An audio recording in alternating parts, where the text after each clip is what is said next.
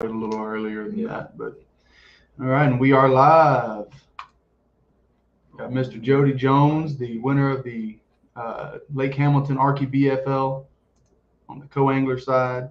We're gonna hang out for a few minutes, let everything catch up on YouTube, and then we will let a few people jump in here, and we'll get started. And that's really, that little bit was for the, looks like we've already got 2 people watching too. Hey, let's see. Hey, hey. Hey. What's up, Natural State?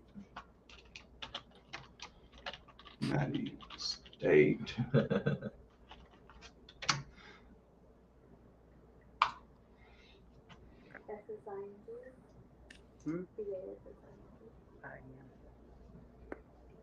Yeah, and we ain't just done dozens and dozens of these, so we don't really got the time down to a science, but somewhere in between about an hour, hour and a half is usually about how long these run. Yeah, so, and if you need to, yeah, if you've got to go anytime before then, just let us know, and we'll make it work. Yeah, we'll make it work. Okay. But we'll try to keep it within that hour, hour and a half at most. Okay. It really kind of depends on, how much you want to tell us, Right. Sometimes the conversations run over, and sometimes they, as long as we've got good connection and you're willing to, spill the juice, we'll let it run all night if you want. Yeah, I'll make up so many questions for the whole deal, and I'll be like, is that enough? And I'll add a couple more, and I'll be like, is that enough? And then it's like I don't, the first time I did it, I didn't think about all the natural conversation that was going to happen in between it, and I was like, we got, I think we were shooting for 45 minutes the first time. We got like an hour and 15. I was like, all right, well, that's not bad. All right, we got 3 people in the live stream. Y'all check in on the chat.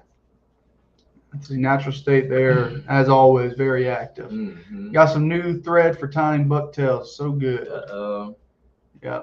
It's that Rock Creek. Mm-hmm. Jody, you ever been in the back of the boat with the guy that won? The boater? Beside yourself? No, not the guy that won. Yeah. I've been in the back with a guy that got third one time. We both got third, but that was. Oh, yeah. Heck yeah. Yeah, it was, I seen, you'd fish 40 events. So I was like, well, heck, maybe, because that's really how all this developed. None of this would have even happened if I wouldn't have been on the back of the boat with Blake. Yep. Whenever he won. And I was like, man, I think this would be all right. Let's talk to the guy. And then we had fun the first time, and I'm like, hey, let's do it again. Yep. And we actually got another co-angler that fishes with us, Clayton Self, and he on one of the posts that I had made, he was talking about how he'd like to see the co-angler side, and we've talked about it, and there's not too much overhead on these deals where it is all the editing on the other videos. So yeah, hopefully we can continue to do this, and do the co-angler side and the boater side. Because if I'm being completely honest, I relate to the co-angler side 110%.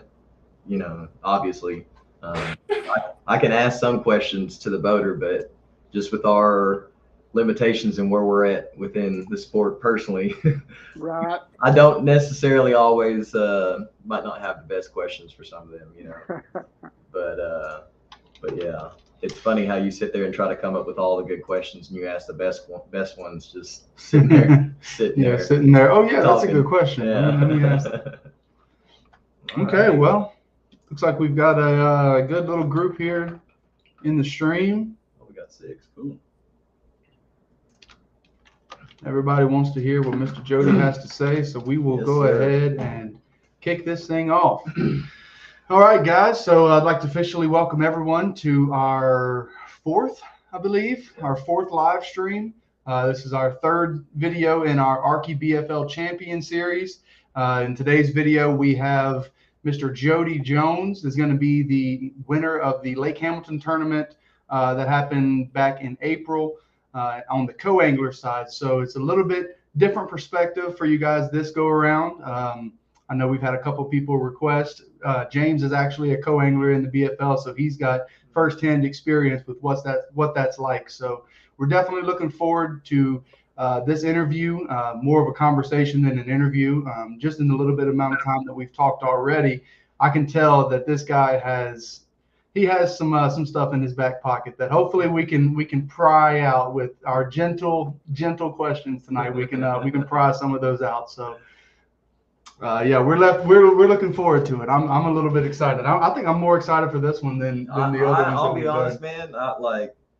I've kind of calmed down a little bit now, but I've been pretty excited because it's a weird standpoint for me in a way, because like I want to ask you questions, but not necessarily because I want to go fish your spots or your baits. You know, I know a lot of people that, you know, I mean, hey, fishing your own fish is key really a lot of times, and you can learn something from other folks, you know, but a lot of times, you know, people that are just even newer to the game than us, or, you know, may not spend as much time as we do working on trying to figure out different baits and techniques.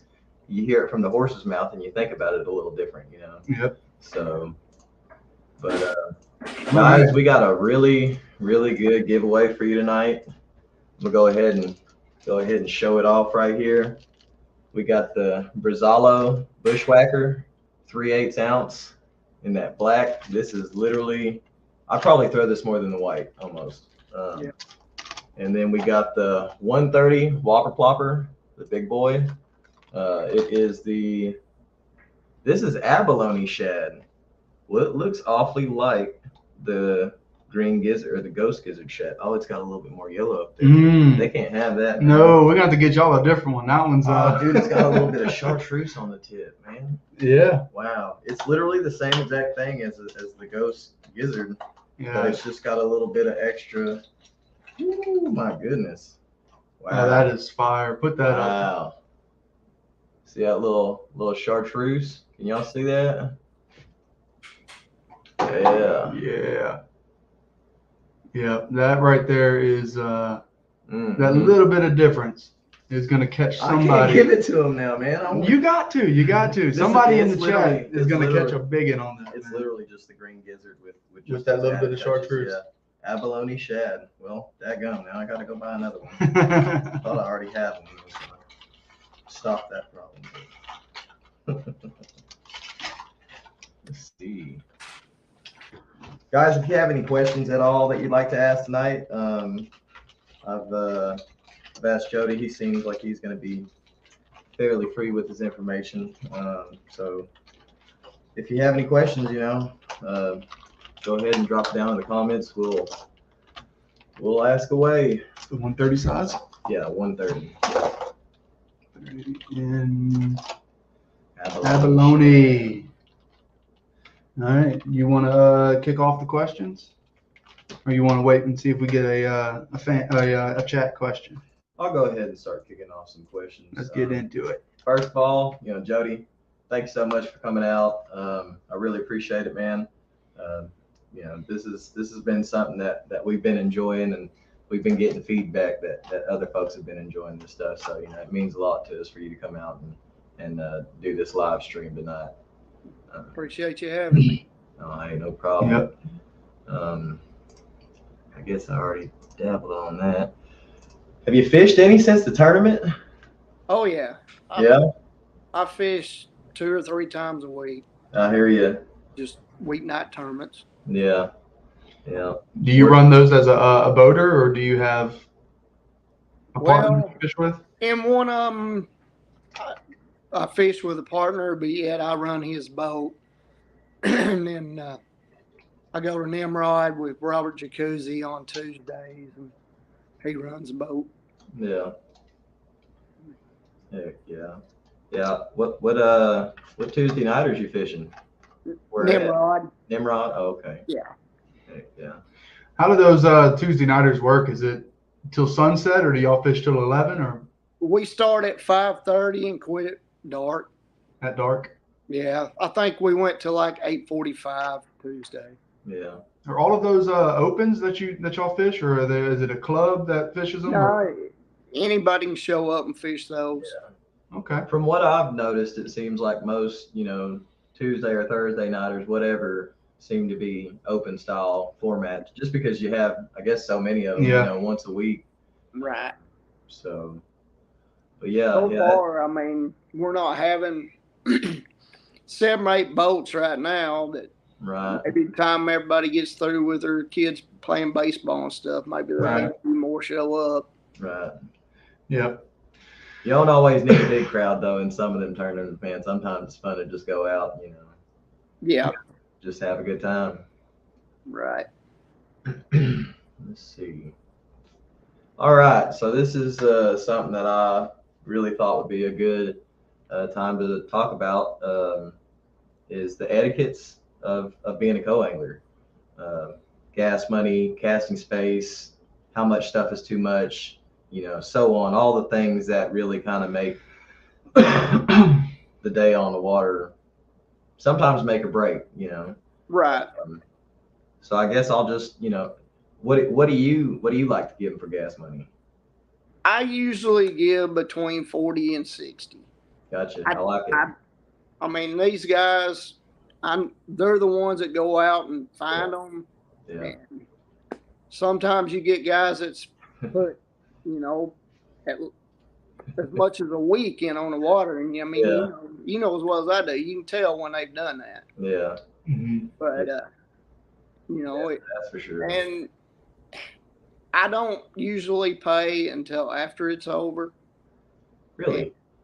Because I have had some guys that just will stick you in the bushes and absolutely leave you nothing. Of course, I usually give 40 to them too, but right. I try to give 60. Yeah.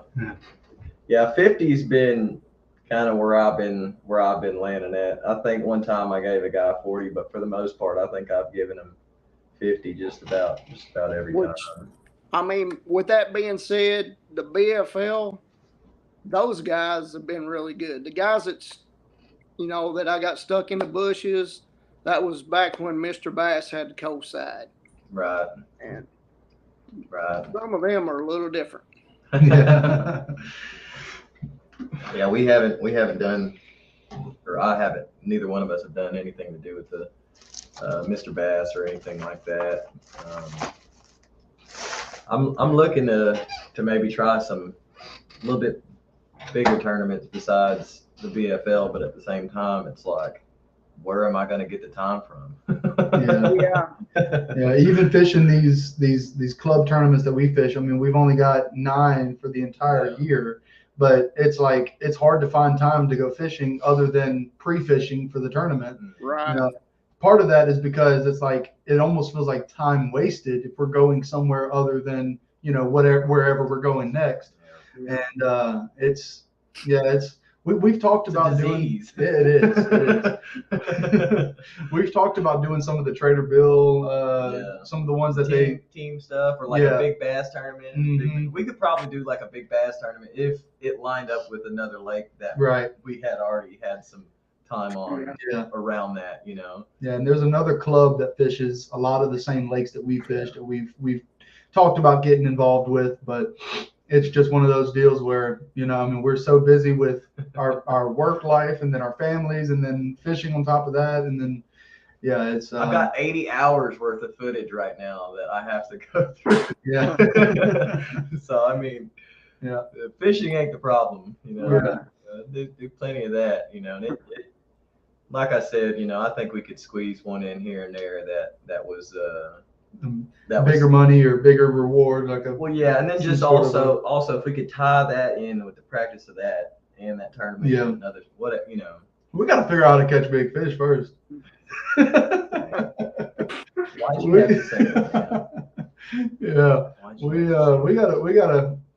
The thing is, whenever I flip experience. A 6-pounder tomorrow, in the boat for the first time, right? Hey, I'm gonna say this one's for you, Mark. Yeah. Hey, I'll take it. I flipped a 530 a couple weeks ago. I thought it was 6-7 pounds. I went ahead and tried to pull them on out of there. All right, so what about casting space, man? Do you find any guys that are still like, man, you got to stay back behind the console, no casting up here? For the most part, everybody that I've drawn, they're like, man, you can throw right up here, you know. Yeah. I mean, I've had some, you know, that want to parallel, and they'll say, you're going to have to throw up here with me. Get tight. Yeah. You know, most of them, I'm going to say 99.9% of them have been great. Yeah. That's been my experience. You know, one time, you know, I got kind of, and it wasn't for like the entire day, you know, and I don't think it was intentional either. But I mean, I could reach out and touch 7.5 feet back a buckbrush from the edge of the boat, you know, and I just scraping brush on the side of the boat. Well, yeah, and I was like, you know what, screw it, and I just started flipping back off into the deep stuff, and I'm like, you know, I wrenched one out of there too. But, yep, that's about all you can do in that situation. Yeah, I've found that most guys kind of understand where they're at. You know, they don't. This ain't the Toyotas, it ain't the Invitationals, it ain't nothing like that. You know, it's got some money involved in it. You know, right. But I mean, as many hammers that constantly fish all these lakes all the time, it's always stacked against you. It seems, you know. Yeah. You got so many guys that just live and die by these lakes around here. Yeah. You know. Yeah. So, how much stuff do you typically bring on the boat with you? Do you bring everything that you would normally bring, or do you downsize significantly? Well, I try to downsize some. Of course, last year I had a pretty good size bag. This year I went and got a smaller bag. But, you know, there might be a tournament or two that I may take 8 or 9 rods. Yeah. Versus 7. Right. It's just, you know, you go off somewhere and you're like, well, this could work. Yeah. That could work. You just, I don't know. Yeah. And I mean, a lot of it too, I try to find out what size boat they got the night before, and that'll kind of tell me about how much room I'm gonna have. Right. Yeah. That's one thing I always like to make sure I ask. I've kind of got it down to where, you know, I've got a good little small bag. I guess it's not really small now. My old one, I had like a duffel bag last year, small duffel bag. Right. Not like a giant army one or anything like that. But now I've got just a backpack. Right. That can it could probably fit like 3 3700s in there. But I have a couple of soft bags and everything in there. But I've noticed that, you know, 9 usually seems. I've heard of people bringing like 11 rods. As a co-angler? Yeah, dude. I'll tell you. Matter of fact, my last guy that I just fished with, man, he said that the guy pulled up and he pulls out the first bag, sets it on the back of the boat, and then pulls out he said it had to have been 13 rods, and lays them across the back of the deck. And then he goes back and pulls out another bag. And then he had another little small bag with that too. So like the entire, like, I don't know where the dude stood, you know, because he said it was like he had it strapped down to his back deck somehow. I was just like, man, that's too much. Whenever I remember the first time I made that walk across the parking lot with that big old heavy sack of lures, and I said, this ain't for me. This ain't. Right. That's something else you got to look at. I mean, if you're meeting him at the dock and you got to walk, like at Hamilton, you know, where we park away from the boat, and if you got to walk all the way out there, it's kind of heavy time you get there. You got a little ways to go. Yeah. I can't remember which one was the worst one that I have been to. I know for me, fishing on our, you know, when we're fishing together, it's hard to downsize. But to imagine going on somebody else's boat, you have no idea what their type of fishing is. You know, you have no idea where they're going to take you, where they're going to, you know, all of that stuff. I'd imagine it's hard to eliminate certain things from your bag. Yeah. That's another thing I try to, you know, discuss with them. You know, what area of the lake you going, what are you going to try to be doing, and stuff like that. And that kind of helps you narrow down rods too. Yeah. That's something that's a good advice for a new co-angler, For sure. or even anybody, you know, that's fishing with somebody else to kind of get an idea of where their headspace is. I mean, because you're not fishing against each other. Exactly. So, I mean, And 99.9% of them, they're not going to lie to you. They're going to tell you exactly what they're going to do. Right. I've had a couple guys be a little tight-lipped for the most part, and it seemed like those were the guys that ran in with a good group of guys, you know, 3-4 guys, and they was always kind of around each other. So, and I know co-anglers do the similar, you know, a similar deal, traveling with each other. So I've had a couple guys kind of be a little tight-lipped, you know, maybe tell me like some depth or, you know, a little bit of this, but still kind of vague, you know. And then I get out there and I was like, man, this isn't exact, but you know, Yeah. we'll make it work. That's why we bring the big bag and 9 rods. exactly. So that way, yeah, because I'm like, is the water going to be dirty or clear? Yeah. Let's just bring it both. Yeah. So just bring everything. before we move on from that, how often do you actually cycle? Would you think that you actually cycle through all of your rods on a? Have you ever cycled through all of them, or do you end up sticking to 1 or 2 baits that? Most of the time, I've been pretty lucky, and I'll narrow it down to 2 or 3 rods and stick with them. And some of them might sit in the boat all day. Yeah. Right. Yeah. Just always that one little spot that you go, oh, I sure wish I'd have had that one. Right, and that's got to be the worst feeling, or to know that it's in the truck and you left it in the truck. Now you see why I call it my security blanket. Yeah. It's my security blanket. I know I'm safe with this. Yeah, he's gotten a lot better because he used to carry around literally like a 50-gallon tote of. Oh yeah. Well, that was whenever I threw it in my my canoe, so I just was really the only thing that I had my lures. It was probably every bait that you owned too. At that point in time, it probably was. It was pretty close. I've been there. I know exactly what you're talking about. Yeah. It's just been the last year that I've started narrowing it down. Yeah. I'm finding more and more. I mean, heck, some days I can strap a single rod in my hand and, you know, exactly just run with it, you know, and then I'll look down. I mean, like on this wash tall video, we literally caught every fish off the same exact bait, same rods, everything. I think I had a topwater bait and maybe something else that I had pulled out just so that way I could make a couple of casts, and it didn't work in 15 minutes. And I said, all right, you know, let's do this instead.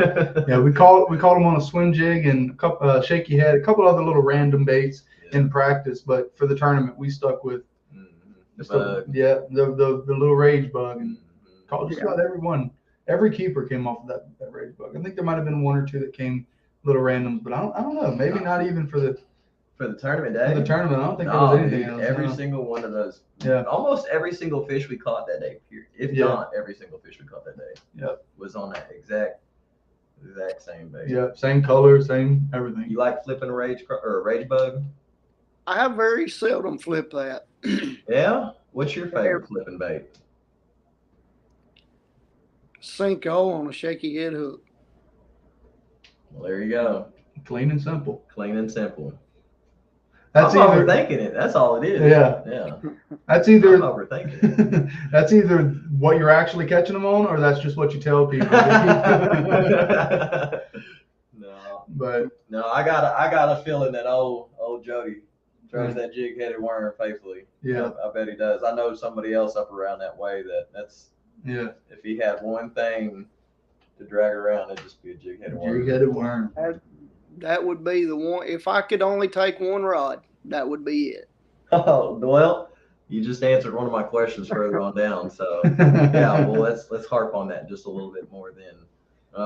What do you like so much about the bait? Just the simplicity of it, easy fishing, what? They just be ashamed to eat it. Yeah. I've had really good luck with it in the past, and still seems to work everywhere I go. Yeah.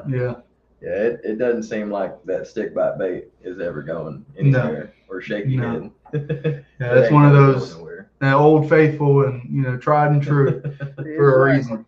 For a reason, just like a wacky rig. Yep. You may not ever throw it, but that don't mean it don't catch fish. Do you get some good little gliding action out of them Cincos on that shaky head? Do I get what? Does it kind of glide around whenever it lands in the water? Do you notice that it kind of glides a little bit? I think when I use the 1/8 ounce head, it does. Yeah. But a lot of places, like, well, within the next couple of weeks, I'll probably be switching to the 1/8. Mm-hmm. But until it really gets warm, I'm throwing it on 3/16 or sometimes a 5/16. Yeah, I like I 360. want it to get to that bottom. I'm gonna shake it a few times, just like working the jig. Yeah. I'm gonna pitch a jig. I'm gonna pitch it in there, shake it a couple of times, and it's coming back to the boat. Yeah. Yep. Yeah, that's for sure. I hadn't even caught a fish in practice on a shaky head on Hamilton, and we went out there and we were kind of out off the point. It was like 8 to 12 foot of water, nice, good and rocky. And I said, "Give me that shaky head." And I caught one first thing that morning. But Yep. the old shaky head is hard to beat. Do you have a lot of confidence on the shaky head in the wintertime? Yes, I do. Man, I've got to just make myself just keep pushing it. I fish a Ned rig in the wintertime. Don't hang up now. Don't just the heck out of the chat. No. Clearing that stuff off my phone. But it's just like I lose confidence in that shaky head for some reason after fall's over and early winter setting in. It's just, I don't know. It's like I just throw that Ned rig. I don't know. I feel like some people just take the time to actually throw a Ned rig a little bit more from time to time and have had, I like to fight because you're honestly fishing nervous. Super light line. You're honestly nervous the whole time while you're trying to get that fish in. It's an actual fight. Yeah. And it's pulling drag the whole time. Yeah. It'd be a 10-incher and it's pulling drag. Yeah. Yeah. But Ned rig is something that I very seldom fish. So. Yeah. And I noticed that with people that's been around the block a lot longer than we have. It might be more of a beginner bait or something. What, the Ned rig? The Ned rig, man. It's so simple, easy. It's so easy anybody can do it. It's so easy anybody. Yeah.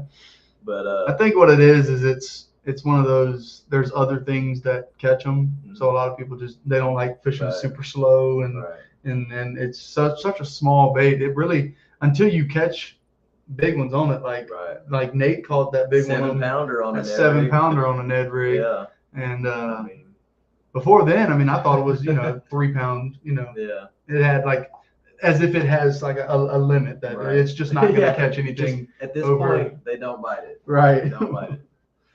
I can promise you that Ned rig works. You go table rock when they're on the bed and it's lights out. Yeah. Yeah. Yeah. It's just such a small presentation too that they just they can't. Why not eat it? Why not? They're going to move on to something else. It's not going to fill them up. They'll just eat it on their way to the next. Exactly. They cannot resist it. I like dragging a jig a lot in the wintertime. That's what I do a lot of times, or a beaver. I'll drag a beaver around.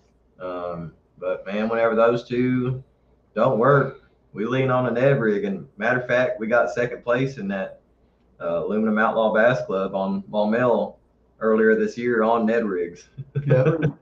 Yeah. Fish, pretty much every keeper that hit the boat that day was either on the Ned rig or on that beaver bait. I think did you call? No. I think one of them might have made it to the box. Okay. But either way, he was on them that day. He put the hurt on that day. So on Ned rig, I'll tape it to my hand. Yeah. I'll keep it in my when the Ned rig fight's on. Yeah. As soon as winter's over, though, I'm like, no. I don't think I've fished it hardly since Maumelle. Mm-hmm. Other than going out on Isabella around here and stuff like that. That is the best bait in the world to go out on a creek. I'm telling you, get the ones with little weed gar on it, go out there. Yep. Catch the absolute crap out of them in a creek. Yeah. And the copper truce, the smallmouth in the creeks will absolutely just destroy it. They cannot stand it. That copper truce is that color that it just looks like it's going to catch a fish. Yeah. It's got that green. It's not even really chartreuse. It's more greenish than anything. But that's one of those. And peanut butter and jelly, golly. Yeah. That peanut butter and jelly Ned rig, that's what we called them on Maumelle, was peanut butter and jelly. And that's been our color still on just about every lake that we've gone to. Yeah. You know, is with just different baits, you know, and that's what we're throwing the rage bug now, is same color, you know. It's Nate said, I've been after another 7, that's for sure. yeah. Hopefully we gonna go get it tomorrow, bub. I'm going out with Nate tomorrow. We ain't been out fishing in a while together, not just playing around on the bank. So that's gonna be good. Yep. Let's see. All right, we're going straight to the money shot. What baits did you catch them on in the tournament? I caught all but one on the shaky head with the Cinco. Killing it. And I caught a 2-pounder, probably. It was right at 2 on a chatterbait. Yeah. Okay. Yeah. Other than that, the shaky head caught every one of them. Yeah. Old buddy took me up shallow for like 45 minutes, and it was like back to back. Caught 2 on a chatterbait real quick, and he had some good fish out there off them points, and we got to get a hold of one of them, but they weren't doing that good. Matter of fact, I caught mine on a shaky head, and then I guess it was just a shaky head. I caught one right at the end on a whopper plopper, like basically my last cast. Mm-hmm. And then I heard they was biting a chatterbait out there pretty good, but I just. Well, I threw the chatterbait for probably 10 or 15 minutes, and that one was the only bite that I got, and I got it like on the second or third cast, and I thought, boy, I found something that's going to work again. And after that, if I throw one for 10 or 15 minutes and don't get hit, I'm putting it down, picking back up my shaky head. So. Yeah. Were y'all fishing, y'all running the bank fishing, or were y'all fishing out deep? Yeah, we were running bank. Yeah, see, we were running points, big main lake points, and I'm not proficient at that at all. Well, like we say all the time, most of the time our boat's sitting in 6 foot of water. Yeah. Casting up to the bank. Casting into the dirt. that particular day, most of them, if not all of them, they come out of the little pockets, I might have caught 2 out on the main body of water, but the rest of everything was in pocket. Push back in the pockets. And it was as soon we went up shallow. We went to another spot afterwards, but we went up shallow in the back of a cove off of the point that he was fishing, and kind of fished like a little rounded point off in the back of it. Nice little sandy area, nice little flat sandy area. And you could tell the fish was there, but they weren't biting. I don't know if it was just too much shad there and they was just focused in on them. They wouldn't bite my chatterbait, but I rolled right around the corner. As soon as I got back into the pocket back there, I caught one, and then we come around the other side and I caught another one like right across from that. And we tried to go, he let me even run my spots. And we went up to a place, I guess, what is it? 270, right past 270 bridge, right there on the right. And me and Blake had went up in there and practiced, and I showed it to him, and I was like, I've caught some fish here. I had another boater last year that actually caught some fish off that spot, and we went up in there. The water looked so much better. Like, I felt so confident whenever we got back there that we were fixing to catch a fish, and just had that nice little bit of clarity. And dude, we could not pay him to bite in that little pocket. And the bite that day in that particular tournament, it was really weird. I mean, it was like I had to change up my presentation even on the shaky head 3 or 4 times. Some of them you had to really move it quick. Some of them they wanted it dead slow. Yeah. It was like even where I caught that big one, I'd let my boater throw in there. He threw in that place 3 times with a Carolina rig. I fished in there the first time with that worm and caught her. What color worm do you use, if you don't mind sharing? That day I was using a ghillie suit. Is that going to be like a black and pumpkin? No, it's like a green pumpkin, and ghillie suit is slept on. Got some kind of goldy glitter in it. Doesn't it have a little bit of blue in it also? Got just a little bit of blue. Yeah. That was one that I threw not whenever the only bait that I ever threw was a shake or a wacky rig. That was my go-to worm in the ghillie suit. Yep. Okay. And I've gotten away from it because you hold down, huh? Well, honestly, I forgot about it. Honestly, until he said it, I forgot about it. I've got a 100 pack in my boat. That's why we do these. I mean, we talk to people about fishing. And it's weird how once you get away from something, it almost feels like you're backtracking if you go back to it. I know. And it's like, oh, well, I've got to find something new. I've got to find a different worm. But really, that sometimes ends up hurting us. Yeah. You know. Yeah. So ghillie suit, man. Yeah. I've got a color that. Have you seen that green pumpkin juice by 6 Cents? I have seen it, but I haven't tried it yet. Man, it is pretty daggone good. It's just got a lot of sparkle in it, basically. Right. I think it's got maybe four different colors of flake in it. Mm-hmm. And I mean, man, it just if my boater would have been around docks, it'd have been no problem. You know, I'd have probably called that day just throwing that wacky rig with that green pumpkin juice, because I went out and practiced with Blake and then another buddy of mine, Chris, and you know, I was doing all right on that wacky rig behind them, because I go practice and I just stay in the back of the boat, and even they're like, hey, you can come up here, and I'm like, that ain't practice for me though. I might make a cast from up there that I ain't gonna be able to.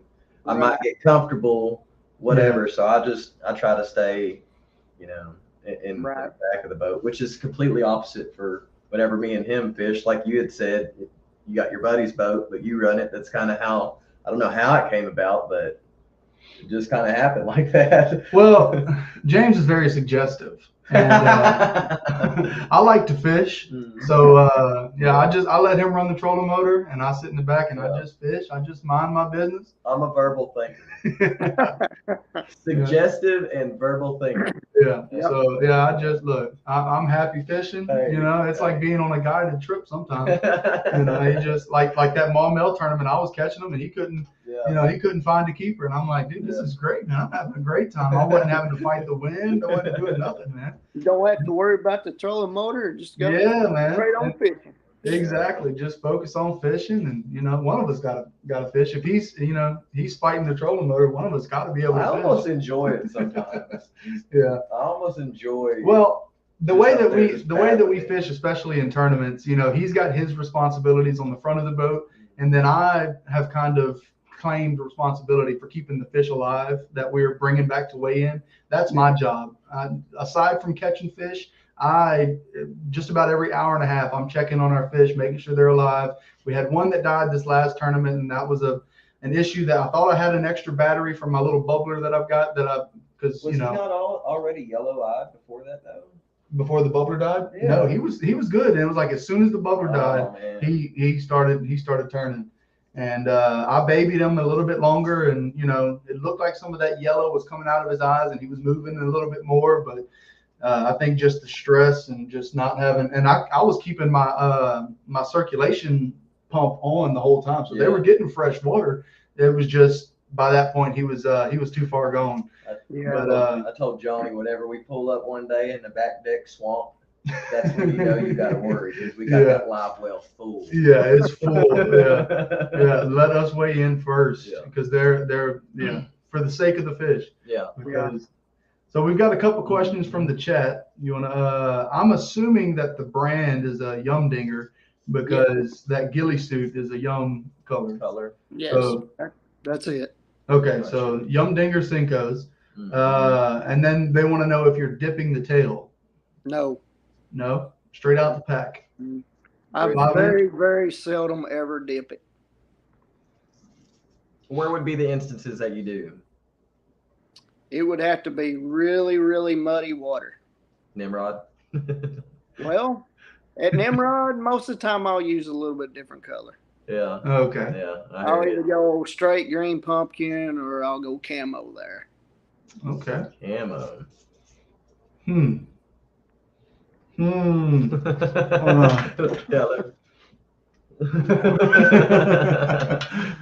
Okay. Yeah, man, that's awesome. I love playing around with all the. Matter of fact, I'll share one with you. I don't know if it'll be your cup of tea. We got a couple of them. Matter of fact, chameleon. You ever tried that color? It's a Yes, strike, I have. strike king color. That color right there claps them, and then peanut butter and jelly. About the only time that I throw chameleon is in the wintertime, and I'll use it as a jig trailer. Okay. Yeah. I made a comment this last time on Brewer.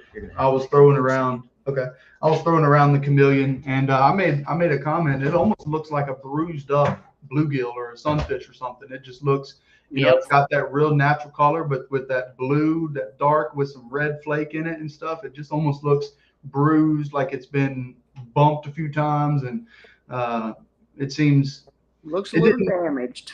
Yeah, exactly. It looks very natural, very wounded, and we found that it imitates little sunfish. And actually, we were in a position where we were kind of figuring it out. Okay, there was when we were around sunfish, we would get bit on that certain color. But if we were in an area where there was no sunfish, like in the bushes, we couldn't see any signs of that. It was like we had to flip close to it, imitate them crawfish or something different, and we'd pick up a few more bites. But as long as we were around, some kind of a sunfish, whether it was bluegills or green sunfish or whatever else there may be out there, we were getting bit on it. And I think that's why. It's because the way that we were working those rage bugs, it really imitates a small sunfish. You telling them the juice? I'm telling them the juice. We're supposed to be getting the juice from Jody, and then we're supposed to keep our stuff for ourselves. Well, that's what happens when you leave me in here by myself. Yeah, I know, man.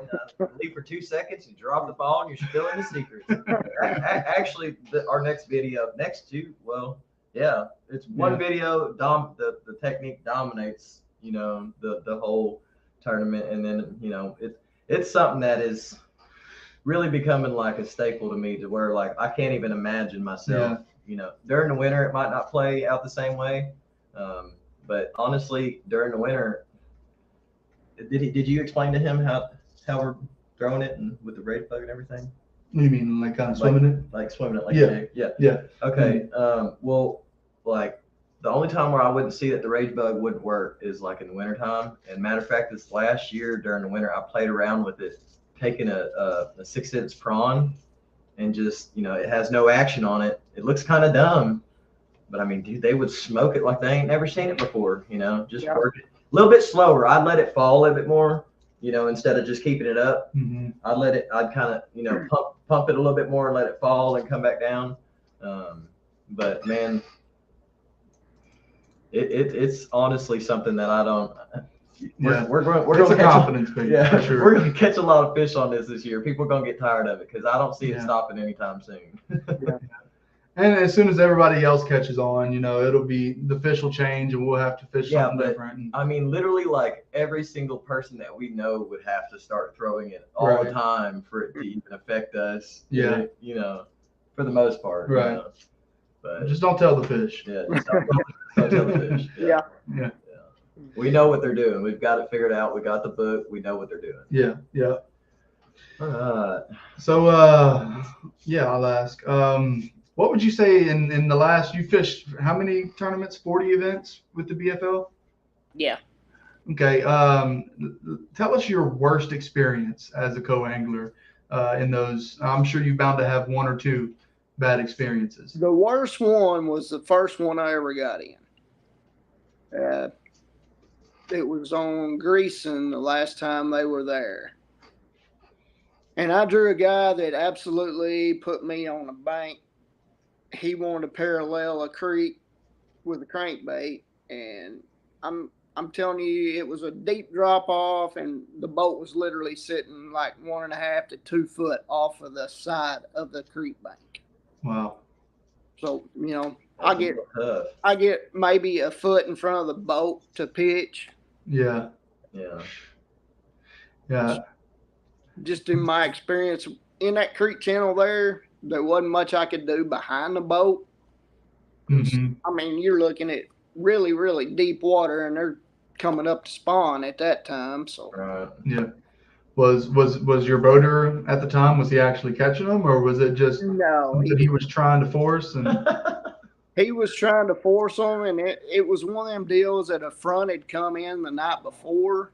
yeah, And of course, I'm the rookie out of the back of the boat, don't know nothing. You know, I'd suggested to the guy, I said, I really think these fish have pulled out on points with that front. So he finally leaves that creek, and we go to pull into another creek, and he shuts down right in the middle of it.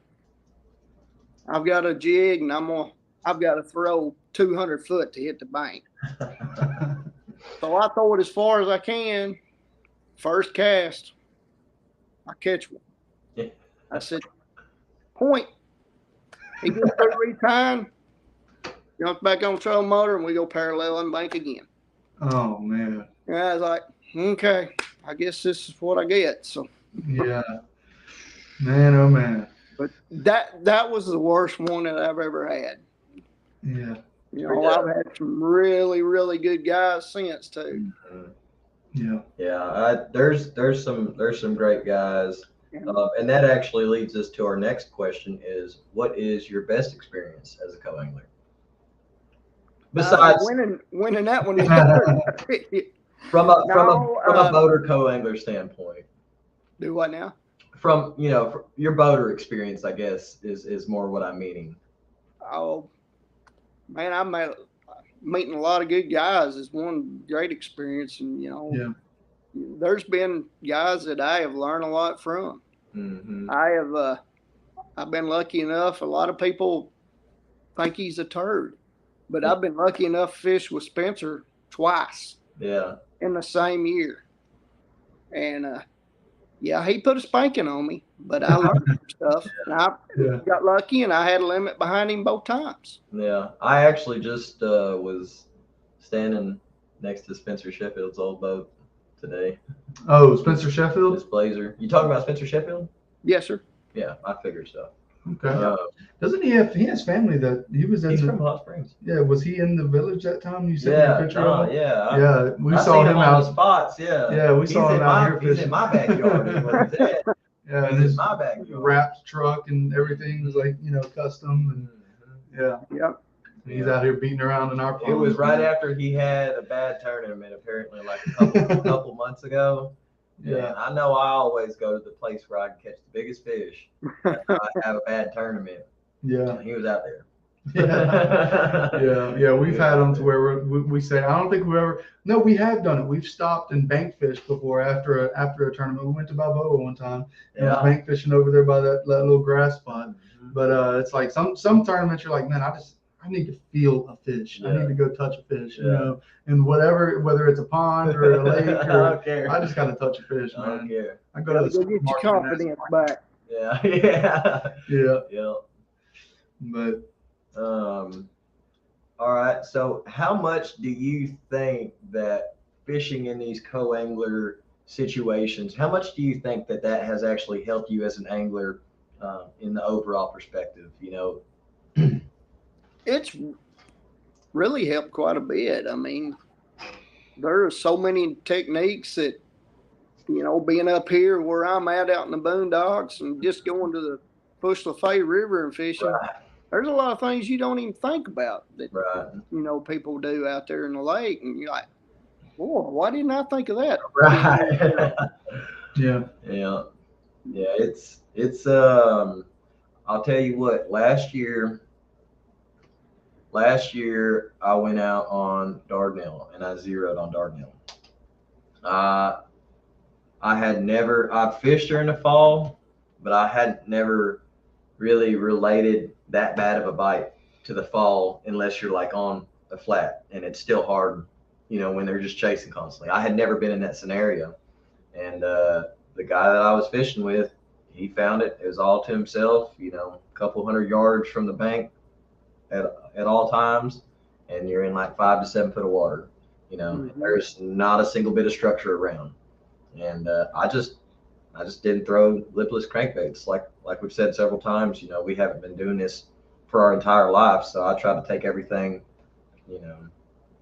step at a time, bait at a time, and not just just blow it all out the water Right. and try to do all of it, But definitely being in that situation and being put through that and seeing him at least be able to put together the fish that he needed with a rattle trap. You bet your bottom dollar that by 2 months later, I had done pulled like 400 or 500 fish out of him. We caught a good bit of fish. Leaned on A bunch of small ones, but Yeah. nothing over probably 2 or 3 pounds, Yeah. but a bunch of them. With that, whenever I was with Nate, I caught a 450 and I caught a 465 with James. On that, yeah, that's right. That's right. Boat flipped him on a rattle trap. Yep. Why not? Why not? It wasn't for money. Yeah. We had somebody in our Natural State. They commented. They said, "Hey, Foosh, that's my backyard." So where are you at? You're in Harvey, correct? I'm actually in Gravely, yes, which is like 7 miles from Harvey. Right.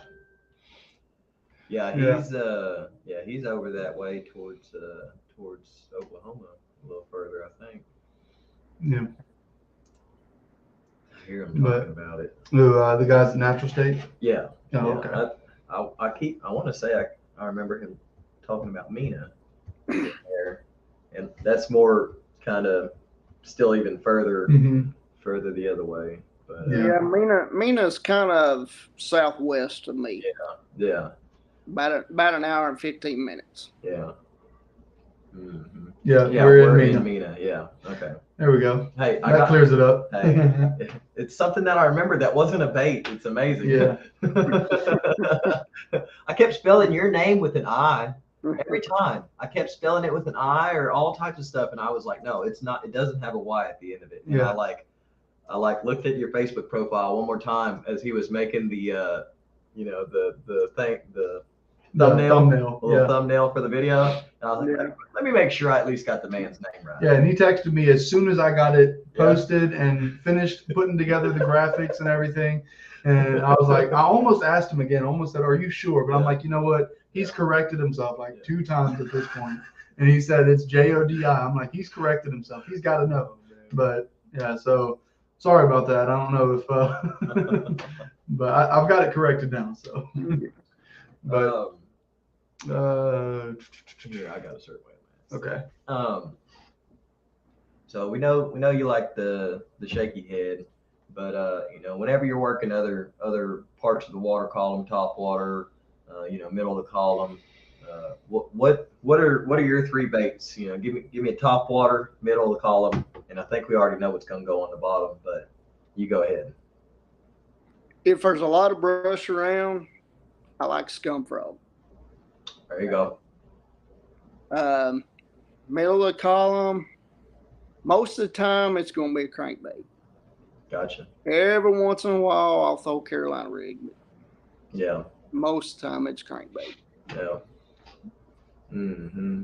See, unless it's early year, then I'll throw a lot of chatterbait. Yeah. Yeah. Me and that's really kind of it was really our staple last year. I don't know the chatterbait. Oh yeah, chatterbait. I don't. I guess it's really this little bug thing that's like whenever I'm thinking about going fishing, I'm not thinking about throwing a chatterbait. I'm thinking about throwing that goofy ass looking. You feel stupid whenever you do it at first, just chucking a Texas rig out there and just swinging it back. No jiggling, none of that. Just to where you can see it. 3/16 weight, 20-pound line, and I mean the bites are like. They're pretty aggressive for. You're just like basically swimming a jig at that time. Exactly. Yeah. And I made the observation. There's not really any other baits that hide the knot of the where it connects to the to the hook. Even a shaky head. You're right. That it's exposed. And it's just a little bit different.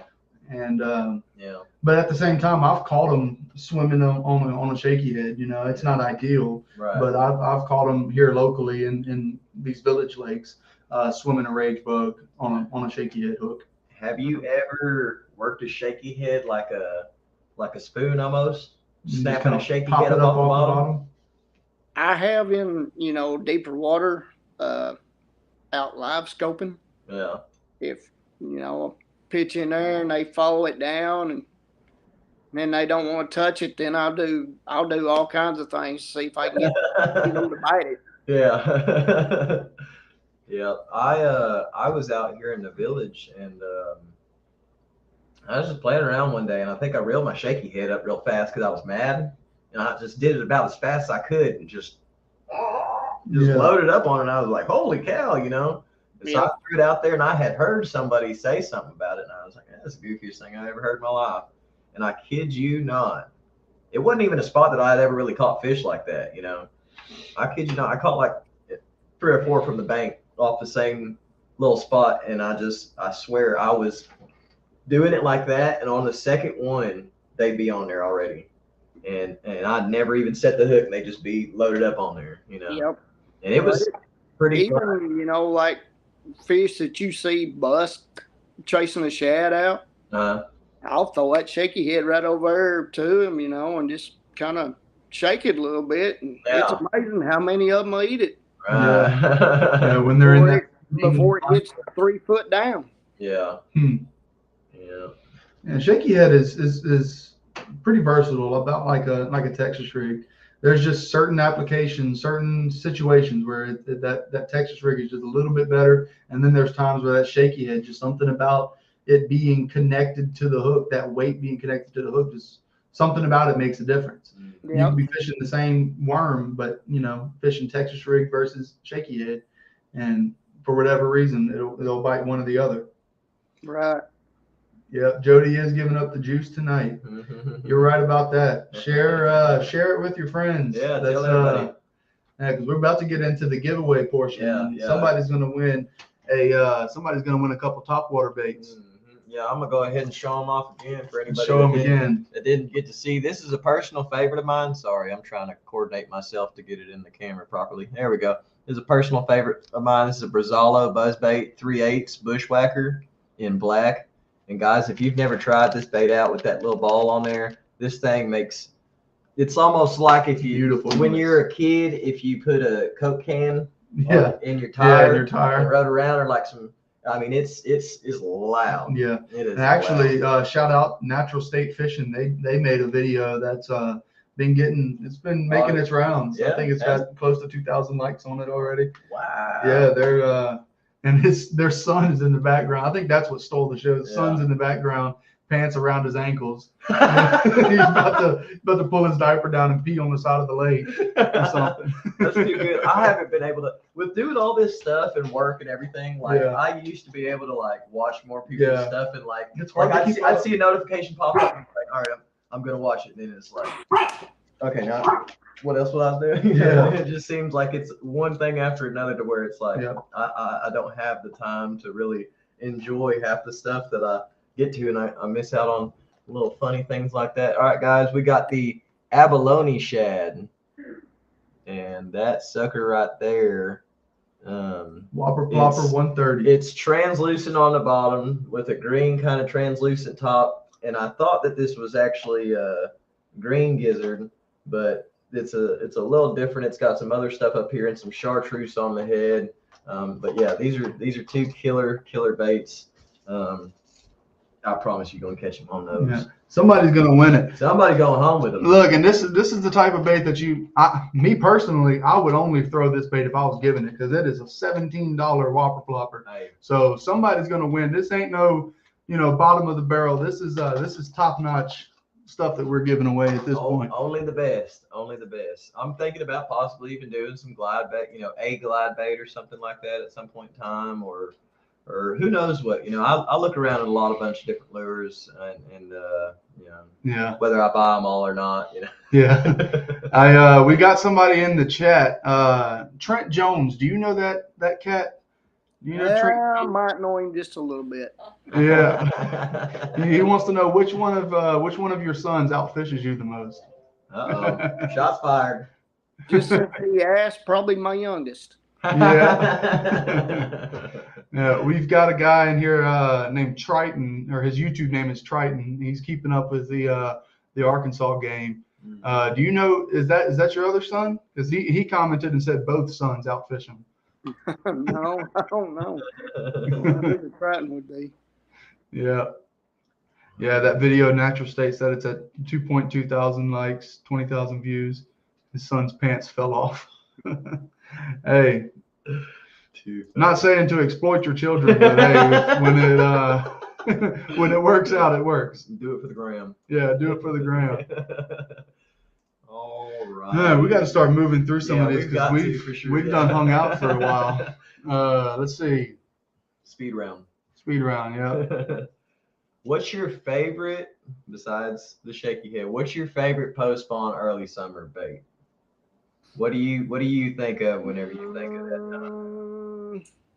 I'm gonna say chatterbait. Chatterbait. Yeah. Yep. I don't know what it is, man, but I've had an old monster on my head, a big worm, just big old curly tail worm. Once it gets right about now, I don't know what it is, man. I'm ready for it. Yeah. I'm ready to start throwing. That chatterbait, especially with the shad spawn going on. I mean, it's hard to beat a chatterbait, you know. It's such easy fishing too, you know. I mean, it's fun. You can feel it, you know. Yep. As long as you got a rod that won't sling the suckers off there half the time. Yeah. Okay. Yeah, you go ahead. So it's a fairly new topic the last 3 or 4 years, a little bit longer than that, 5 years now. But what's your opinion, if you have an opinion, on forward-facing sonar, live scope, active target, stuff like that? I actually love it. I mean, it does make it more of a casting contest. Right. Yeah. But get better. Exactly. That's my whole point. I can look at them and see what they're doing. It's amazing how many fish you can pitch to, and I mean they'll follow it to the bottom and never touch it. Yeah. Right. Yeah. Yeah. I know it's crazy. I have no problem with it. I know it's crazy the amount of information that you can get just off of whatever you can see the fish doing, you know, either just visually swimming around or it coming after your bait. Does it turn, you know, there's so much. It's just like whenever we was in this last tournament, I threw a whopper plopper and I think I missed one or something like that. It was a little small blow up. And then I kept throwing it. And I was like, man, that fish didn't seem like it ate it real good, you know, and comes by and rolls on it. And I was just like, you know, never seen its mouth hit it or nothing. It was just like it slapped it with its tail, you know. And it's just the amount of information that I got just from seeing that, you know. I couldn't imagine if I was able to sit there and be like, see what's under the water. Yeah, what's actually down there, you know. Yeah. So we're very eager to be able to try it. I played around with it a little bit on a couple of different buddies' boats, but for the most part, really green to it. But in my opinion, from my standpoint, those that don't like it can't afford it, and they just like complaining in the first place. Yeah, that's true. Yeah, and if you don't agree, put it down in the comments. I'll argue with you. Yeah, yeah. I kind of go back and forth. I like it as a tool because, you know, I used the. I was talking to my wife the other night, just trying to explain it to her, you know, how it's, you know, what it is, because she's heard me say, oh, it's cheating, you know, and my opinion changes. It's very fluid, you know what I mean? I don't have it on my boat. I've seen other people. I've never called it cheating, but, you know, you're able to get a lot more information that 10 years ago you weren't able to have that information, not in real time. And I was talking about, you know, I mean, it's like building a house, whether you're using a standard hammer or if you've got a gun that's, you know, putting 100 nails out at a second or something, you know what I mean? Like it's getting the same job done. It's just another tool that you can use to get it done more efficiently. Yep. And, you know, I'm interested in it just for the sake of understanding, you know, bass behavior and fish in general. Cause I love catching crappie, and, you know, if I can get on some white bass or, you know, some striper or anything, and, you know, that forward facing sonar is going to come in handy for all of those species. So just for a sake of learning more about, you know, what we're targeting and seeing how they respond to certain baits and, you know, and all that kind of stuff.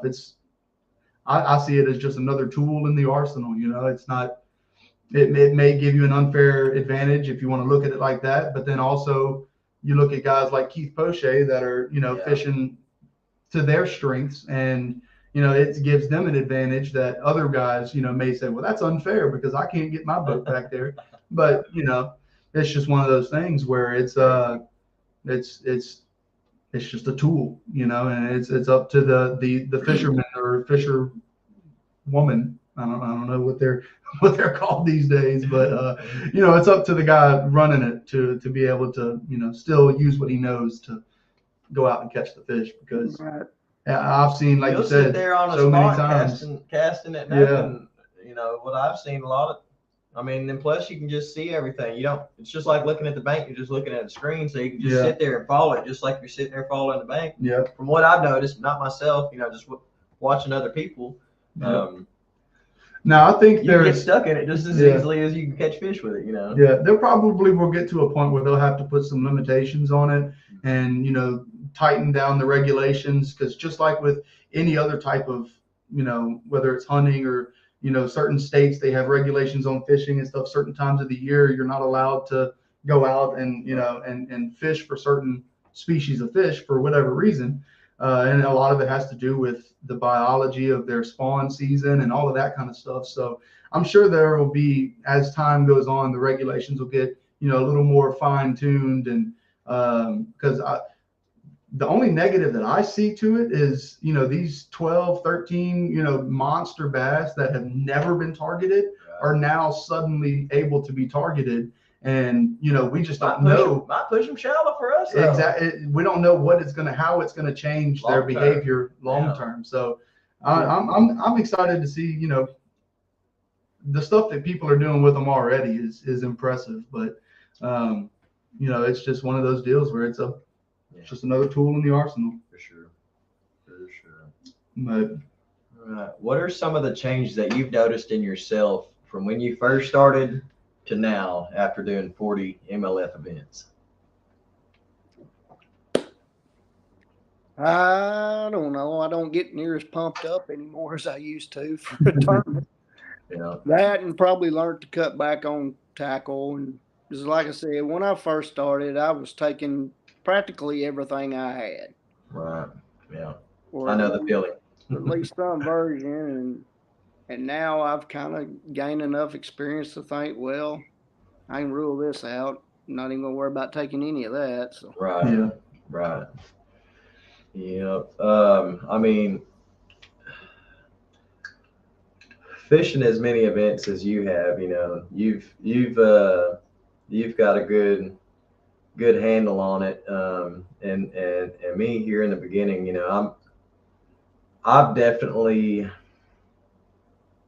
I still can get pumped. I'm a pumped up person in general. I have more energy than probably 12 kids stuck in a room. Don't get me wrong. I still get excited, but not as excited. Right. Well, and it's about the premonitions that you make, and also your mindset. Like if you just say to yourself, I'm going to go out there and catch them, period, and I'm just going to catch them, you're going to end up flat on your face, if you don't have some type of adjustment or anything, I mean, you're going to end up flat on your face. Yeah. And this kind of ties into it. What do you go through mentally when you're out there? What's your thought process? Well, most of the time I'm like, what have I got to do to catch them behind this guy versus what he's doing? Because unless he's just really smoking them and only catching a few here and there, and I'm not getting bit, I'm thinking, well, I've got to do something different than he is. Right. I mean, it's just kind of, and not getting spun out. Right. You always got to remember, it don't take but 5 casts. Yeah, that's for sure. Right. It don't take nothing but a 4-pounder doing it to make it crazy. All it takes is a 4-pounder, change your whole world. Yeah.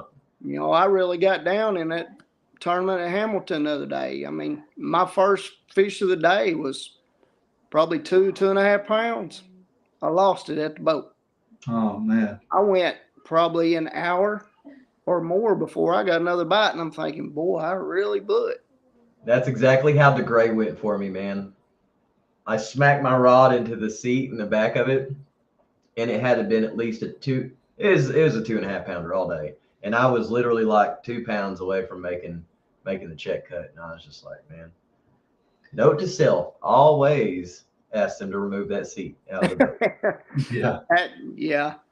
I'm not big on a seat in the back myself. I'm out there to fish. I ain't out there to sit down. I'll tell you that. Exactly. Yeah. And we'll sit down at 3 o'clock. Yeah. No, Papa will take some rest over I'll take here. a nap. He'll go to sleep on me. I'll be sitting there fishing. It's just another one of the benefits of the back of the boat. Yeah, no, sometimes I'll be like, he probably just needs a couple minutes. It's a little tough. It's a little tough today. He's chilling. I'm not even gonna suggest anything. Yeah. As bad as he wants to. No. Hey. No, but I just sometimes I just gotta lay out, crack my back a couple times. I've gotten to the point to where I try to at least lay on the deck once a day and try to like rock my back on the deck and just get it to pop some. And and when it does, oh man, I don't know what it is about popping it on the boat, but it seems like it pops. You can't do it on the carpet right here. No, it pops different. It's different. It's different. It's the waves. Yeah, it's got to be the waves. But okay. Okay, we're rounding up the last couple questions here. So we know you like the shaky head, but when the bite is super tough, even on that shaky head, what's your go-to finesse? Even more finesse than that? Do you have anything more finesse than that, or no? I just if I've got on a bigger head, then I'll put on a smaller head. Mm-hmm. But other than that, I've got all the confidence in the world in it. Yeah. I know if I get it in front of one, it'll eat it. Yeah. These questions would have set up a little bit better for somebody that was like, I'm a diehard jig guy, you know. Yeah. A couple of them, hey. Yeah. Whenever you're fit, I mean, and that's shaky head just flat out catches them, dude. I mean, it's a confidence bait of mine. I haven't thrown it as much, but looking back at the Ouachita footage, first cast with the shaky head, I was throwing a mag finesse worm from Lucky Strike. That was in I think it was Cosmic Star or something. It was black with red flake and silver. And I cast it out there the first time. I said, I've got a lot of confidence in this bait. And I said, dude, I'm getting chewed on right now. And it was, I didn't throw it in the tournament. He was on the phone with me whenever he lost that fish, man. He was, it was so fun. It was like this. And then just, I was like, that's a good fish. Yeah. And I'm usually pretty calm and collected. Like a rod snap or something, bro. It would have been better. It was a big fish. It was a good fish. It was probably a 3.5. Oh, you think your rod snap would have been better? I think a rod snap would have been better because then I would have known at least I got a good hook set in them, and it wasn't like something I did wrong. It was just a fault of the equipment. But I think I just didn't get a good hook in them. I just snapped a rod at Brewer, so a little sensitive on me.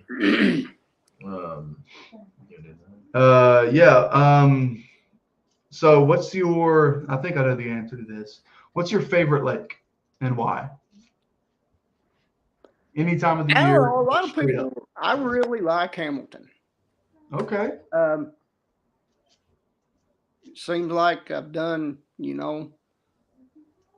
I think, knock on wood, I think every time I've been there in a BFL, I've got a check. I fish it a lot during the winter. Mm-hmm. Get 1 or 2 checks during the winter. I don't know. A lot of people don't like it, but I really do. Well, hey, if you can catch them when nobody else is, that's right. Yeah. That's a game changer for for sure. Like you said, if you go out just about every time you've been there, cash at least something. The one thing that I noticed about Hamilton being out on it this last time is it's a fairly small lake, smaller than the Gray, correct? Right? Yeah, it's smaller. It's smaller than the Gray, but if you ask me, the Gray fish is smaller than Hamilton. And I think it's got to do with all them docks. You've got to have a couple thousand, you think, on the lake? There's few, 5, something. It's a lot of them. And then not just that. I mean, the whole entire lake is a brush pile lake too. Yeah. I mean, I've heard about just brush piles from top to bottom all over it, So, I mean, those two, and then you got the bank. just a bank, just regular old bank. You know, Yeah. there's Regular just bait. You got rock piles. Mhm. You got anything you want to fish in there? You Yeah. can go up and then, fish the river, and it seems like most of the time you might not be catching all the biggest ones in the book, but you're gonna go out there and have you a good time and catch plenty of fish more Yeah. often than not, is what it seems. Right. yeah. Mhm.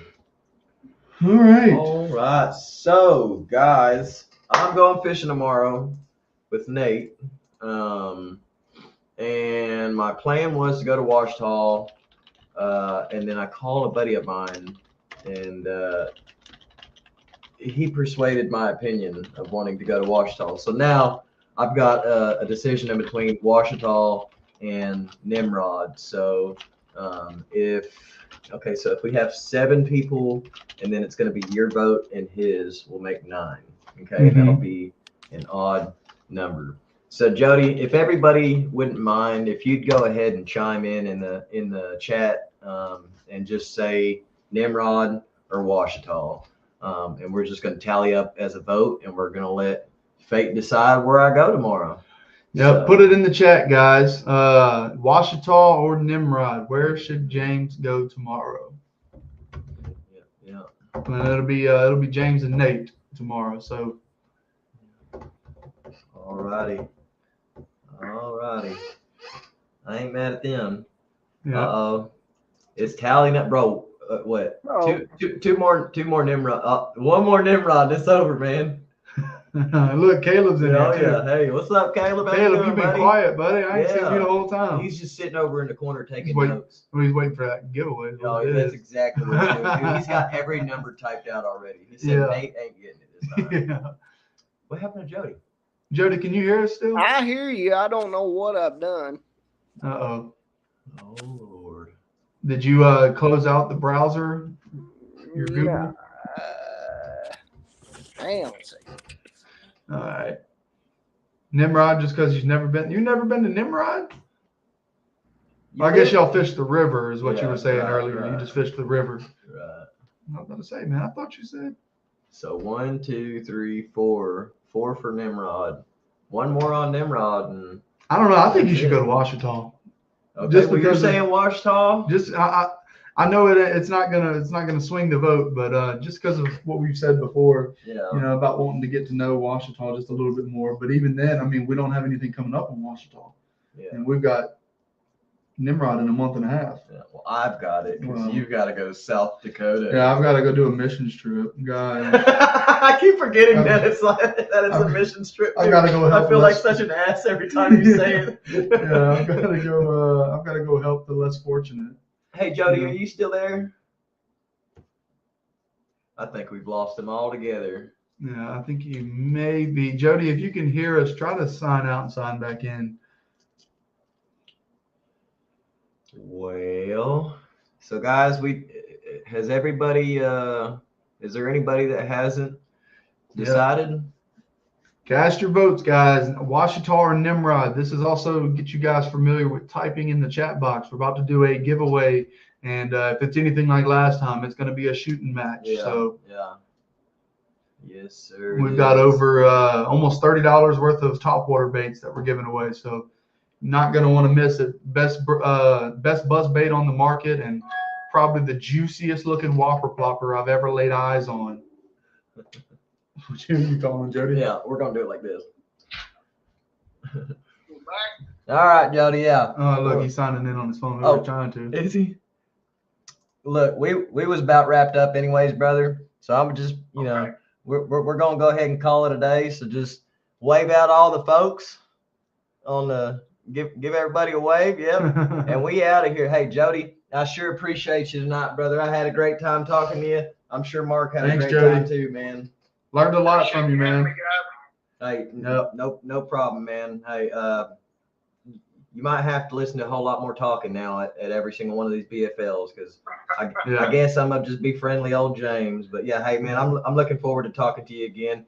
See you at Dardanelle. See you, Dardanelle. Everybody in the chat is thanking you for being here too. So yep. It's much appreciated, man. We definitely looking forward to seeing you again sometime. All right. Appreciate it, guys. All right. Thank you, Bob. Take it easy. Have a good night. All right. You have to. All right. All righty. Not exactly formal, but that's not how we do things around here anyway. No.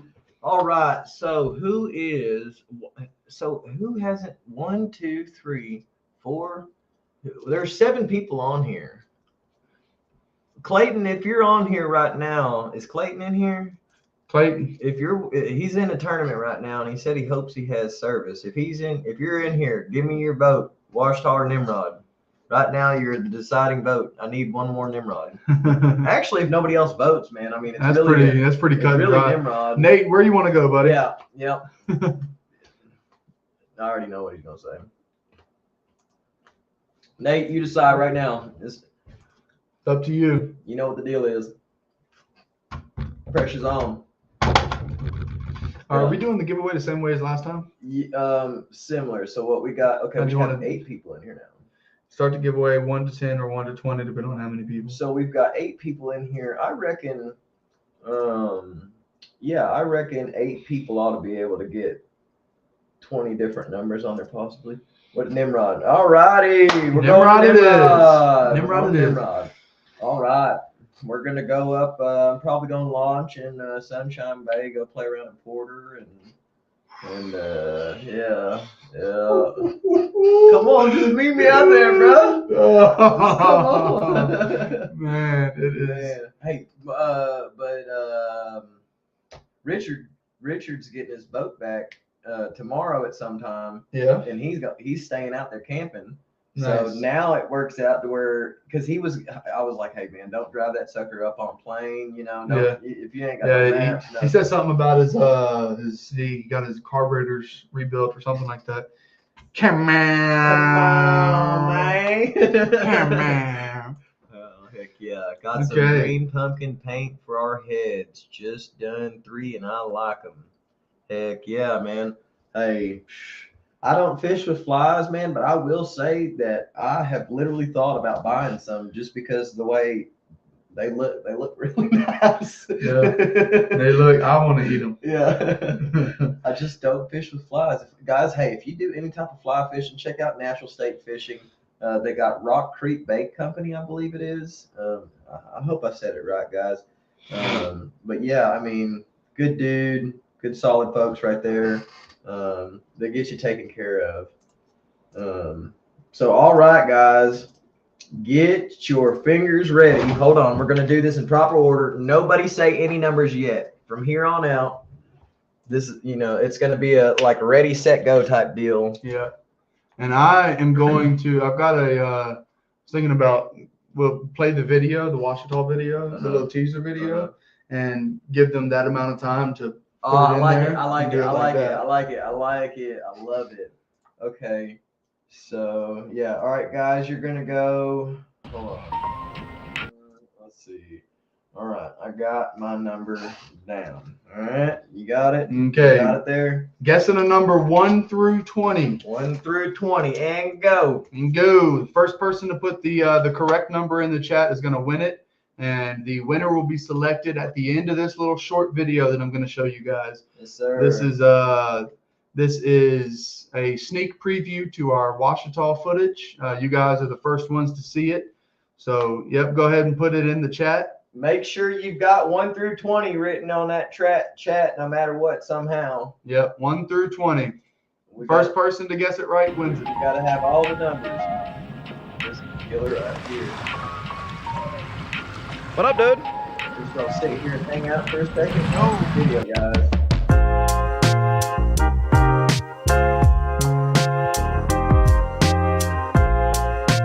I love that, man. Yeah. That was that highlight I had.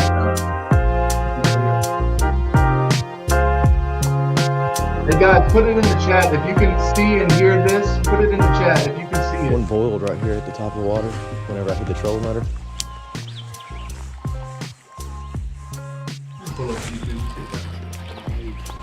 Yeah, Swimming that crawl, son. Loud and clear. Swimming that crawl. Yeah.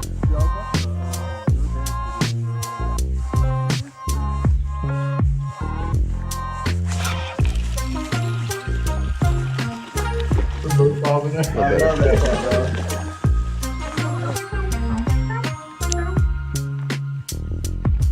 best thing would be I feel like I need to just. Hey, that's decent. Heck yeah, dude. You got him? Watch your rod. Oh, yeah, hey, that's a good one, bro. On the swim jig? All right.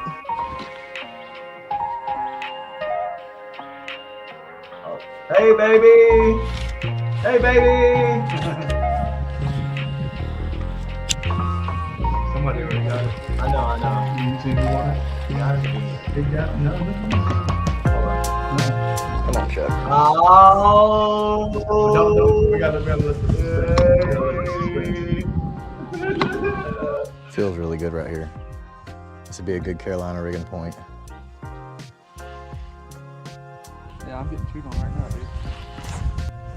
Oh, is that a good one? Yep. He's not bad. He's 2-pounder. On that shaky head, son.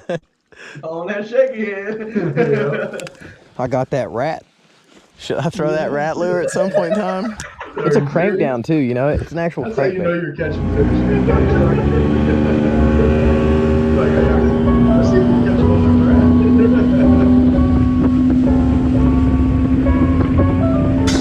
A little stain in the water back here. Yeah, I should throw some up there.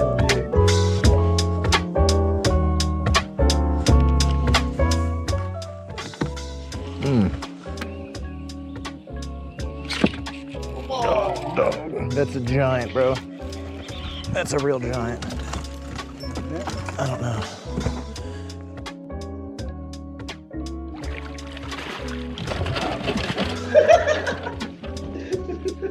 Worst net job of my entire life. 401. God, why does it look like a 5-pounder? I mean, I was thinking it was at least 475. Just the frame of it, bro. The frame of it's a good fish, man. That's a good fish. Good fish. Bye.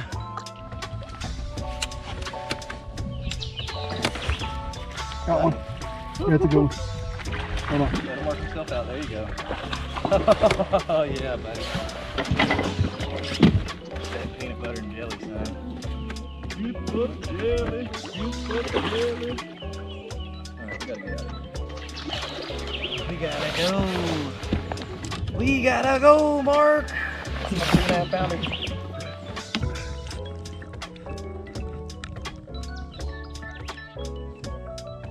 There she goes.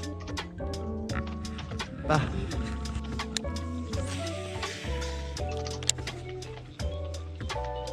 That's all right. No, just right click on it. Okay. No, you're left clicking, that's why. I can usually catch You them were from the left bank clicking. around this buck brush over here. Right. Right. God, dog. Dang it. Well, there's that. This is what I get for coming up here, though. Another 2.5. Not a bad fish.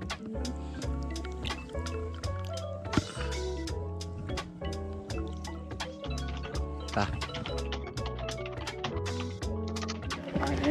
I caught a 4-pounder, a couple of Shout out to 2.5, Nate. 2.7. There's He Yeah, shook there's off like a Nate. 3-something. Sounds like y'all are the only ones that run into them. That are gonna tell you. That build comfort ain't gonna tell you. Oh yeah, I hope so. It ain't kicked on yet, but so I know I at least got the plug in.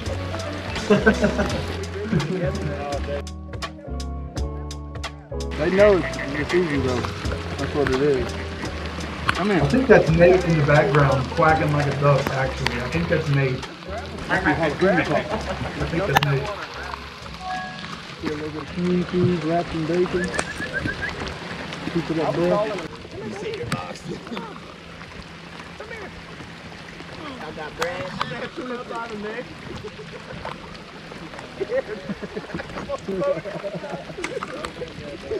Poppers on it. You know when the poppers are made for you one time? Alright, that makes you look at him different. That's him? That's him. That's the one. Get him. Get him.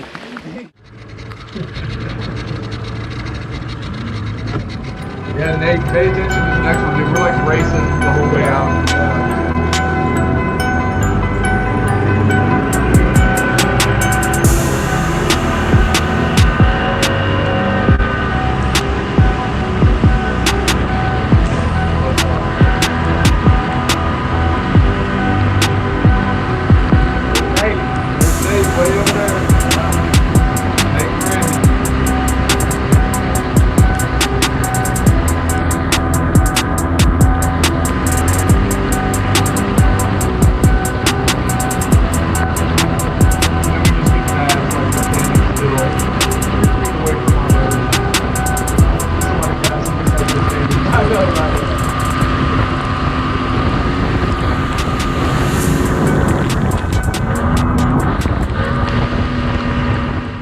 Yeah.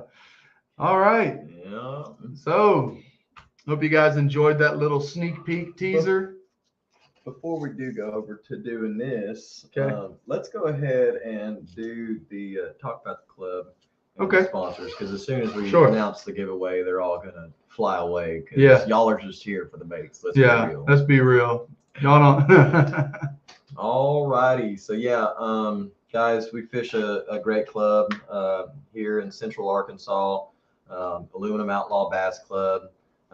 They've been growing, and you know, it's been fun to grow with these guys and learn with these guys. They'll really help you out. You know, if you're looking for a club that you want to have a potential forever club, you know, Yeah.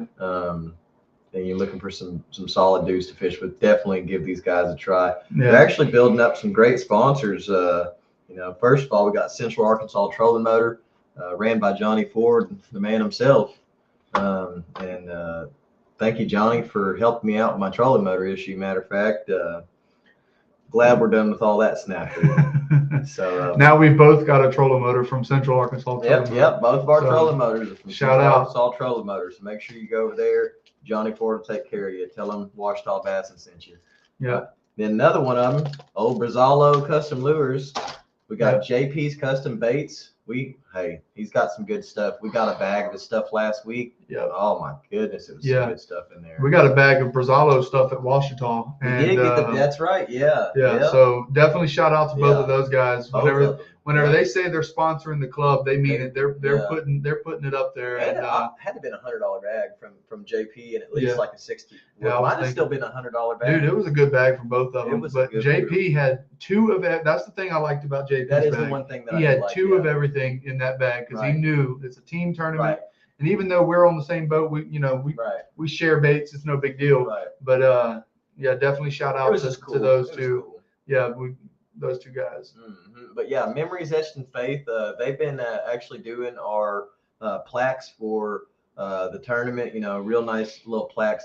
They do a lot of great work with cedar, metals, all different types of stuff. They might even be able to do it on glass or whatever. They had a whole stand out there. Yeah, they had a nice little setup. And the thing I like about their plaques is they have the lake map etched into the plaque. So like Washita's plaques had Lake Washita etched on the plaque, and then Brewer had Brewer, like, you know, so you could, if you had 3 or 4 of them lined up on the wall, you know, you could be like, that's where I called them right there on that point. And then, you know. Oh, hey, that would be really fire though, is if you got like a little pin. Yeah. And you like put a pin in a pocket or pockets that you caught them in or whatever. Right. And left them on the wall.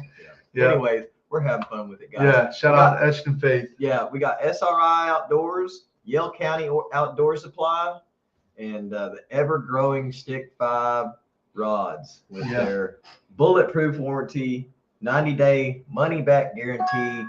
Guys, I know it's a high-quality rod, and it comes with the price tag of it, you know. But I will say that their warranty and the 90-day, I mean, just you can't get no better than that. You know? Yeah, you couldn't ask for, if you're in the market for that quality of a rod, you know, I mean, it's probably the best priced for the quality of it. And I mean, it's a local company here in Arkadelphia, Arkansas, right around the corner from us, you know, maybe an hour and a half, 2.5 hours from us? Not even. Yeah, real close to Hot Springs. And you know, real local team or local crew, you know. JP is another local company. Brazalo is another local, and actually SRI Outdoors. That was Yale County is too. Yeah. Yeah. So it's all a bunch of local companies. If you're looking to, you know, kind of branch out from the Strike King, the Yum, all the big name brands, and you want to support your local bait makers and just companies in general. These guys are supporting us, so you know we want to support them as much as we can. I've been wearing my hat everywhere, dude. Yeah. Like it's like my new best friend, you know. And we were looking at their jigs the other day. Really excited to start throwing those and see them really firsthand get put to work, because if we can get on them, dude, we're gonna be probably some good candidates to really put them to work because we'll throw them, dude. Yeah. And you know, so definitely check those guys out.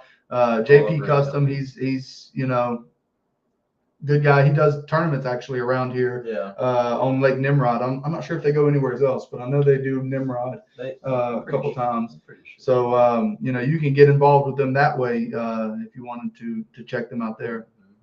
But yeah, guys, any of these companies that you go to, hey, we're not getting any type of kickback off of it or anything like that. But hey, just still go ahead, let them know. Washita Bass and send them. We like hearing back whenever we know that you know, this isn't just benefiting us. You know, we want it.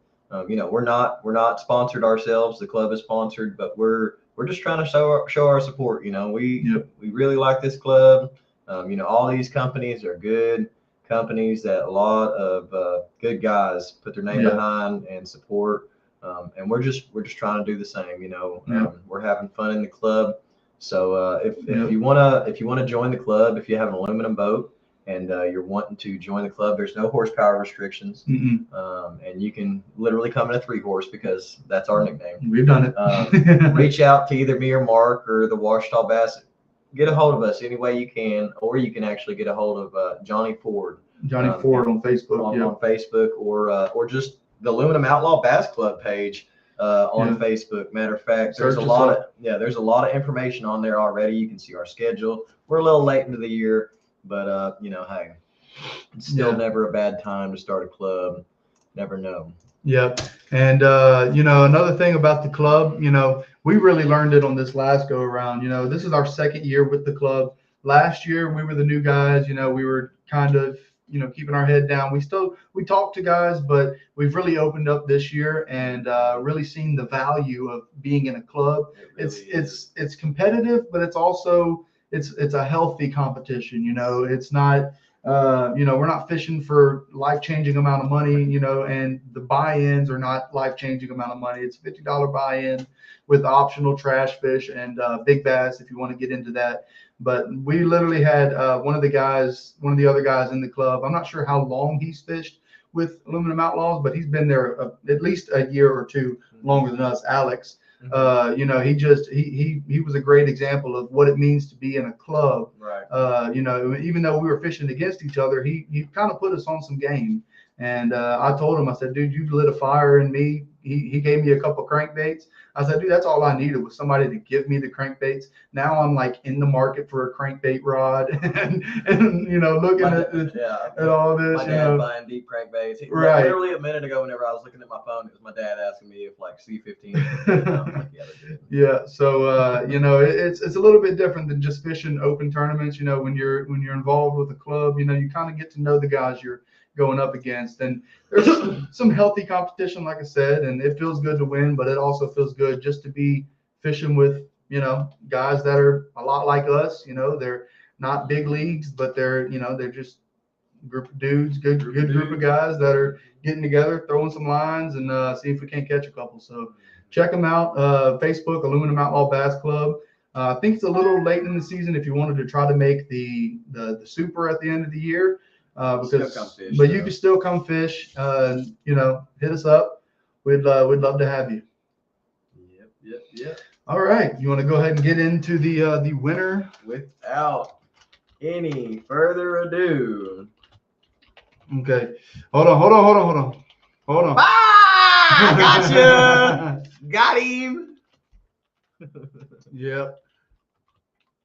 Ready? All right, this is the lucky number. Winner, chicken dinner. Number 14. Pow. And good job, buddy. The first person that put number 14 up was Mr. Caleb Bean. Was that his very first guess? I think it was his first guess of the night. We started. Let's see. Yep, he guessed. At 7:23 Good job, buddy. Good job, Caleb. Good job, bud.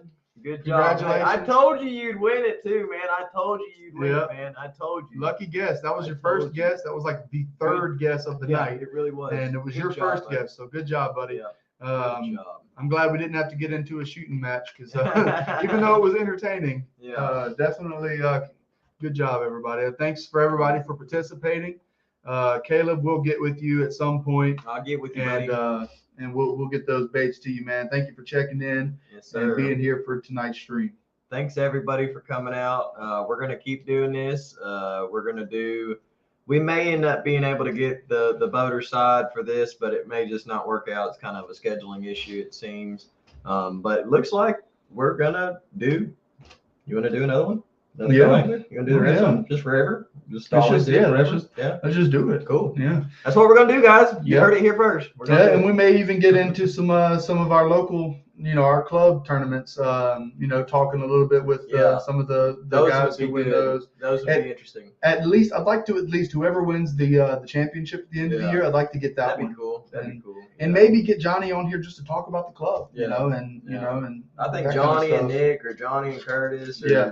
Curtis and Yep. Nick, or Yeah. George. No, we gotta have Uncle George. Gotta have We Uncle gotta George. have Uncle George. You all have to meet Gotta Uncle have- George. Gotta have Uncle George. Caleb agrees. Yeah. He said it last time. He's like, "There's no question. You got to get Uncle George on here." And Thanks, I mean, honey. dude, the more I think about it, I mean, there's I wouldn't mind. There's a good group of guys that I wouldn't mind getting on here at some point, And whether together or individually or whatever. I think for it to pull off right, that it would kind of almost, instead of having like 4 screens on a live stream, we Yeah. really need to be set up with maybe like 2 different camera angles. Mm-hmm.